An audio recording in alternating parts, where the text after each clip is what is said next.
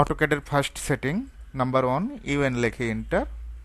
ইউএনটা হলো drawing units. Type থেকে আমরা কি করব, ইঞ্জিনিয়ারিং সিলেক্ট করব।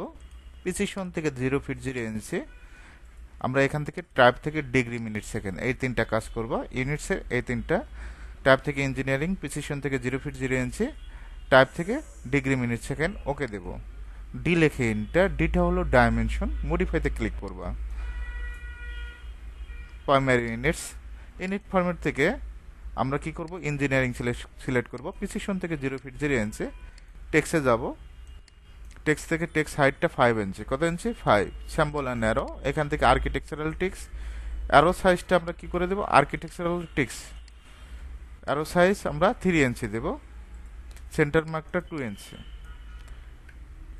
নাম্বার 1 ইউএন লেখে এন্টার। নাম্বার 2 ডি লেখে এন্টার। ডি লেখে এন্টার দেওয়ার পর প্রাইমারি ইউনিটস, টেক্সট থেকে স্যাম্পল থেকে অ্যারো এই তিনটা কাজ করবা।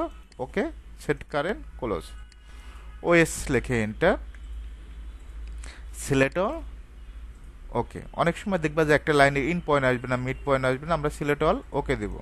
অটোক্যাডের ডিরেকশন দুইটা, একটা এক্স একটা ওয়াই। তো আমরা ইউএসএস আইকনটা ফিক্সড করব।